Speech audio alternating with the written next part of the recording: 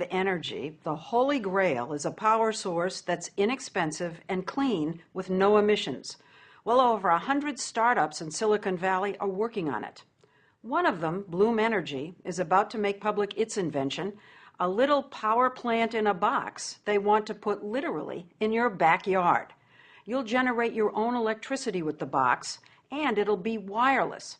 The idea is to one day replace the big power plants and transmission line grid the way the laptop moved in on the desktop and cell phones supplanted landlines. It has a lot of smart people believing and buzzing, even though the company has been unusually secretive until now. K.R. Schroeder invited us for a first look at the innards of the Bloombox that he's been toiling on for nearly a decade. What could this power? This could power a U.S. home. Average United States house? home. Entire house, 24/7, 365. Something that small? The way we make it is in 2 blocks. This is a European home. The two put together is a U.S. home.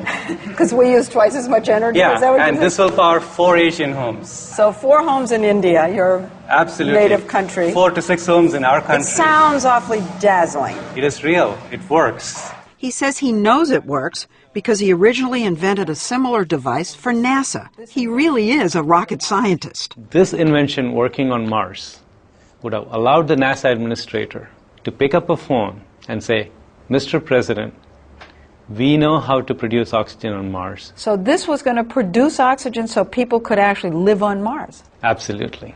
When NASA scrapped that Mars mission, K.R. had an idea. He reversed his Mars machine, so instead of making oxygen, he pumped oxygen in.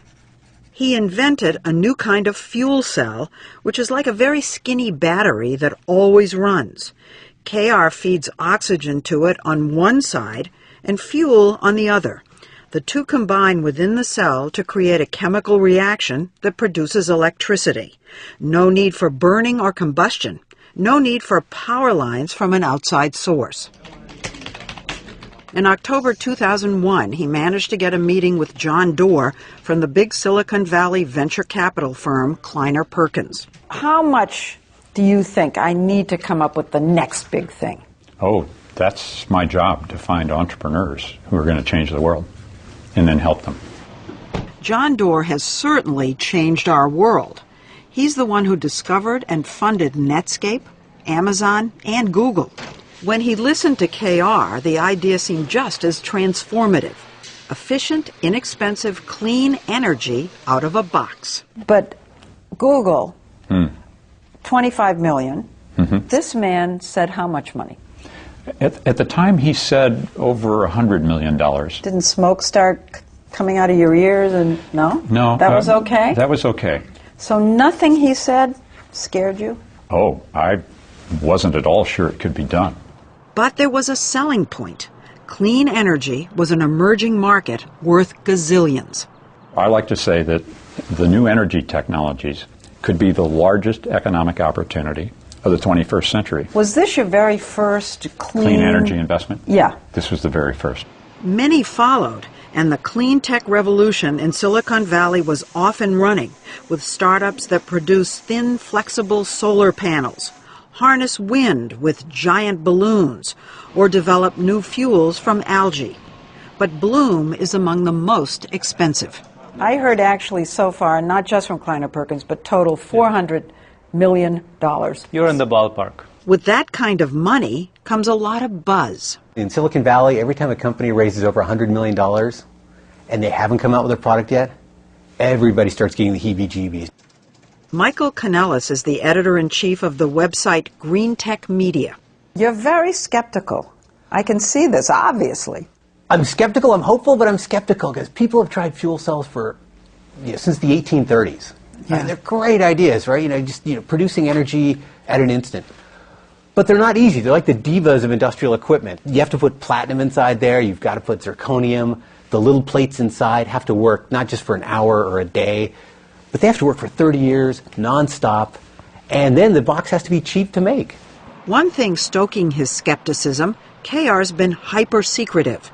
No sign on his building, a cryptic website, and no public progress reports. Given the stealthiness, we were surprised when KR showed us for the very first time how he makes the secret sauce of his fuel cell on the cheap. Actually, I feel like I'm on a cooking show. You're Martha Stewart. Absolutely. So let's take that cooking analogy. Okay. Start with the flour. The flour. Okay? What is that? That is beach sand. It's beach sand? Ocean beaches in multiple continents has this material in abundance. He said he bakes the sand and cuts it into little squares. Okay, so this is beach sand turned magically into a ceramic. Yeah, into a ceramic.